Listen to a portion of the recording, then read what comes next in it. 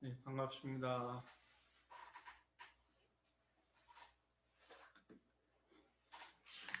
오늘 또 이론상의 진리에 대해서 부분적으로 설명을 드리게 됐습니다만, 항상 이제 우리가 전체의 이론상 진리 내용 중에서 이제 오늘은 대소유무의 분별이 나타나서 선하고 업보의 차별이 생겨난다. 그 부분을 설명드리도록 하겠습니다. 지난 법회 시간에는 공적영지의 광명을 따라라고 하는 것이 본원의 자리와 현상의 자리를 이어주는 통과문과 같다. 제 나름대로 이제 표현을 했습니다만은, 그러면 그렇게 이제 신령스럽게 알미라고 하는 것이 있는데, 대소유무의 분별이 나타난다고 그랬단 말이에요. 본체 자리에서는 대소유무의 분별이라는 것이 없어요. 크도 작고 유다, 무다, 유무다 이런 자리가 없다 이 말이에요. 우리가 그러니까 비어있다, 크다 또는 뭐 있다, 없다 그런 것을 분별할 수도 없는, 분별이라고 말할 것도 없는 그 자리가 있는데, 공적영지의 광명을 따라서 이제는 큰 것은 큰 것이고 전체는 전체인 것이고 부분은 부분인 것이고 작은 것은 작은 것이고 있는 것은 있는 것이고 없는 것은 없는 것이고 또 있고 없고 이런 변화가 이제 나타난다 말이에요. 나타나면은 이제는 우리 인간에게는 선과 악의 구별이 생기게 돼요. 그 대종사님께서 이제 모든 성현들 중에서 특별하게 진리의 표현을 유일하게 대소유무의 이치라고 이렇게 네 글자를 표현하시는 것이 참 대종사님의 특별하신 표현법이신데, 대개 이제 과거 성자들은 그 우주 대자연의 성품과 인간의 그 본성 자리를 그냥 성품이다 해가지고 그걸 성리를 깨달아 알으라 해가지고 이제 화두도 내주고 이제 의두를 내줘가지고 자꾸 그 자리를 깨쳐라 해가지고 자꾸 어렵게 말씀하셨는데, 어렵게 말씀하신 것을 대종사님께서는 정말 쉽게 말씀하신 그 표현이, 창조적 표현이 대소유무라는 표현이에요. 고등학교 때 교당에 가서 대소유무의 이치를 자꾸 말씀하시는데, 제가 그 뜻이 뭐냐고 어느 제 1년 선배 여자 선배님한테 물어봤어요. 그랬더니 그 선배님이 큰데 짜, 짝을 소자, 있을 유 없을 무예요. 아니 그건 내가 중학교 때 그 한자는 배워서 알고요. 도대체 대소유무의 이치가 무슨 뜻입니까? 하고 제가 질문을 했던 기억이 생생해요. 대종사님께서는 이제 우주의 진리의 작용이 대소유무의 이치의 그 원리로서 움직이고 있다. 또 우리가 살고 있는 이 세상도 그 대소유무의 이치에 따라서 지금 건설이 되고 있다. 그 말씀을 해주셨단 말이에요. 그래서 이제 이 세상에서 살고 있는 우리와 우주 대자연의 그 진리와 관련된 것을 이제 한마디로 말하자면, 우리의 마음도 몸도 대소유무의 이치에 따라서 움직이고 있다. 이제 우리가 전철을 타려고 하면은 전철 카드가 있으면 얼마든지 이용을 할 수 있듯이, 진리의 작용과 우리의 몸과 마음의 그 원리를 깨닫는 데는 그 도구가, 카드가 대소유무라고 하는 카드다. 이것이면 다 된다 이거예요. 과연 이제 우리 내 마음이 언제가 대이고 언제가 소이고 언제가 유, 무, 또 변화이냐, 이것을 이제 관찰해 보고 이제 사색을 해보면 알 것 같은데, 이제 가장 쉽게 이제 설명을 하자면, 우리 몸 전체를 이제 대라고 한다고 하면은 이제 사지, 팔과 다리, 몸통 이렇게 하면은 이제 각각 부분으로 나눠진 있잖아요. 이 각각 부분으로 나눠진 것이 이제 소자리다 그 말이에요. 그러면은 유무는 뭐냐? 있고 없고는, 있고 없고도 있고 또 변화하는 것도 있고, 유무를 있고 없고 그 다음에 변화하는 걸로 봐야 돼요. 유무 자체가 이제 연동이 되면 변화가 되는 거잖아요. 그러면 이제 뭐 우리가 90평생, 80평생 살다가 없어지면 이제 우리 몸 대자리라고 하는 것도 없어지고 소자리라고 하는 것도 그 구별도 다 없어져 버리는 거잖아요. 그래서 이제 무로 갈 수도 있고, 현재는 이제 유라고 볼 수도 있는데, 그러면 유라고 하는 우리 몸뚱아리 전체는 이대로 고정불변이냐? 절대 그렇지 않잖아요. 우리는 자그마한 그 갓난아기에서 시작해서 이렇게 우리 몸이 성장을 하고 늙어가고 생로병사를 겪어가고 있잖아요. 그러니까 우리의 몸도 이렇게 대소유무의 그 원리에 따라서 지금 살아가고 있고, 우리 마음도 마찬가지예요. 우리 마음이 그러면 언제 대짜리냐?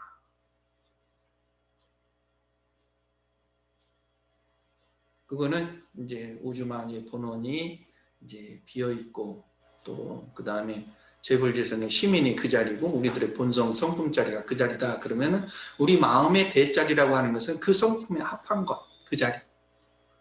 조금 더 쉽게 말씀드리면은 우리들의 마음이 청정해서 아무런 분별심이 없고 생각이 다 돈공한 자리, 일심이 된 자리, 선의 지경에 도달한 자리. 그때가 이제 우리들의 마음이 대자리다 볼 수가 있고, 이제 공적 영지의 광명을 따라서 우리가 이제 이 생각하고 저 생각하고 판단하고 그때그때 이제 행동하는 그 마음이 소자리죠. 우리 마음을 내는 거잖아요. 그 마음을 내는 것이 이제 소자리다. 그런데 공부한 사람은 그 대를 근원으로 해서 소를 낸다 이 말이에요. 그러니까 텅 빈 마음, 그 공적한 공정한 중도의 마음을 지킨 자리에서 마음을 내면은 이것이 진리의 화연, 진리를 그 체와 용을 받아서 우리가 마음을 내는 거기 때문에 우리가 마음을 낸다 그러는 것이 아무 분별심 없이 그냥 욕심에 끌려서 아무 생각도 없이 막 마음을 내버리는 것은 대소유무의 이치도 모르고 그냥 막 마음을 마음대로 써버리는 것이고, 대자리를 체험하고 대를 항상 견지를 하면서 그 근간에 의해서 마음을 청정하게 바르게 이제 주착심 없이 내는 것은, 그 소의 작은 분별심을 내는 것은 그거는 대를 떠나지 않는 작은 마음을 내는 거다.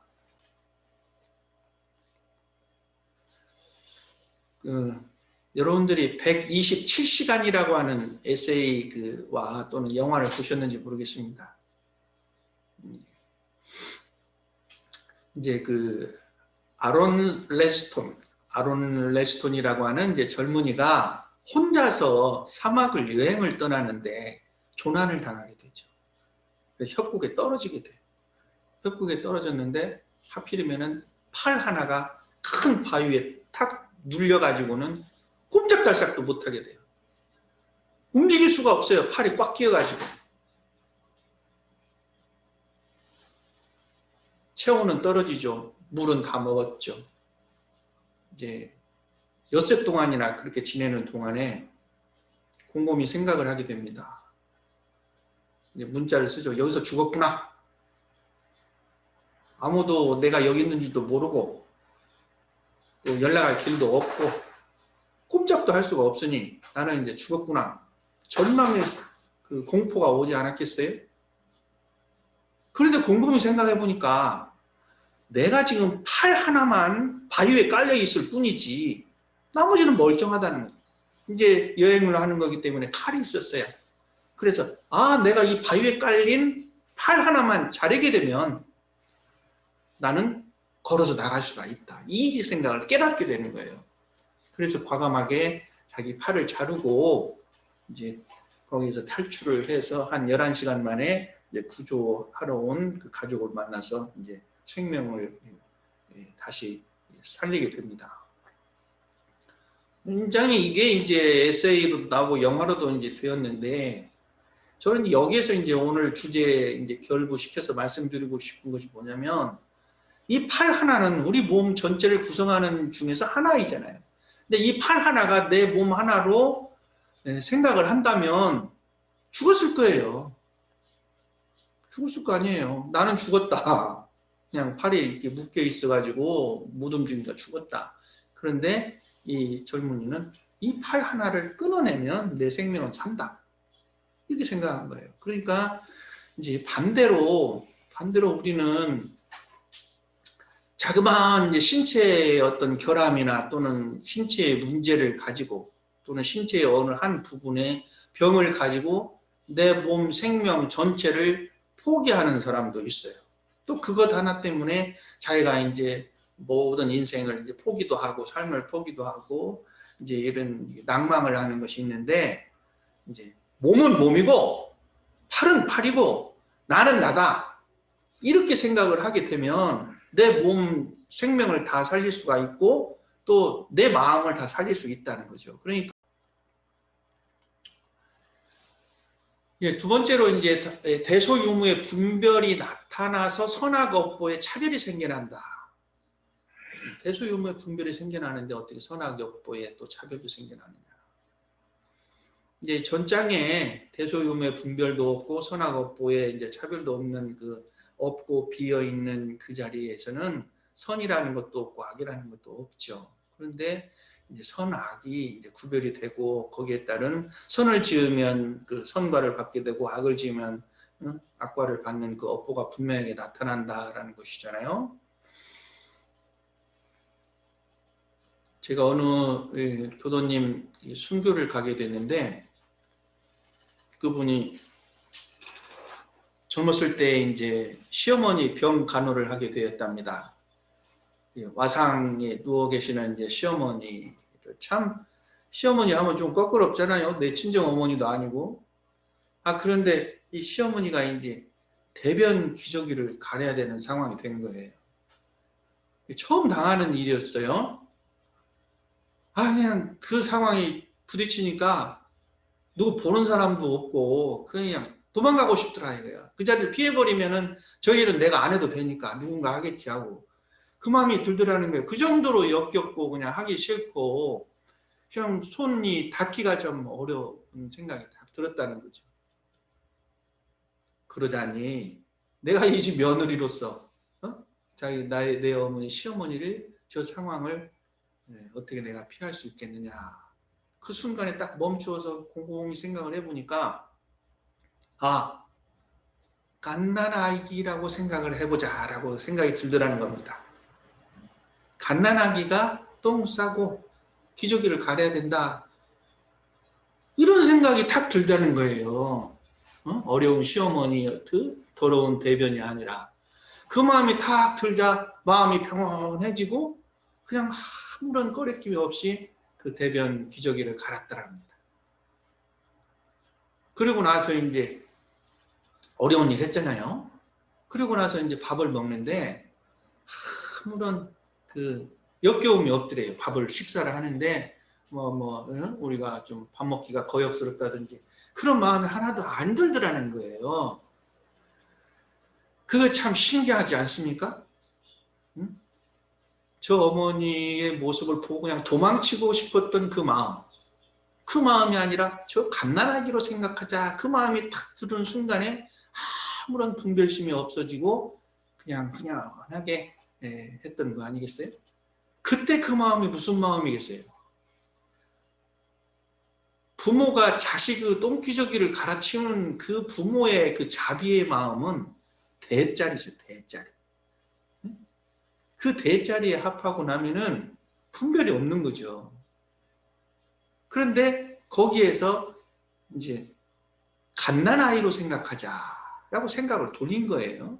생각을 돌리고 나면은 이제 거기에서 분별이잖아요. 아무것도 없는 자리인데 갓난아이로 생각하자라고 하면서 그 분별로 딱 들어서면서 어떤 행위가 나왔느냐 하면은 시어머니를 정말 정성스럽게 간호할 수 있는 그 마음으로 돌아섰단 말이에요. 여기에서 이제 선악 업보의 차별이 확 구분이 돼버리는 거죠. 만약에 생각해 보세요. 모르겠다, 누가 챙겼지 하고 그냥 그 자리에 잠시 일시 피해버리면 계속 마음이 찜찜하고 참 그 시어머니 또는 시댁 어떤 식구 가족을 그 대하기가 너무 그 부끄러울 거 아니에요. 그 자리는 피했다 할지라도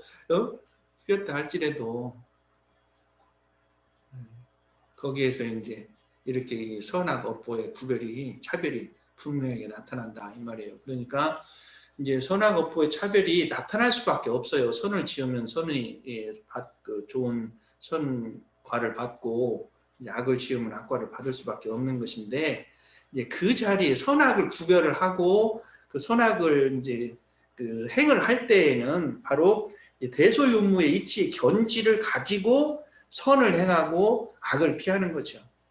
이런 것이 바로 이제 진리 이치를 깨닫고 자기 이제 삶을 엮어 나가는 이제 진리적인 삶이라고 볼 수가 있어요.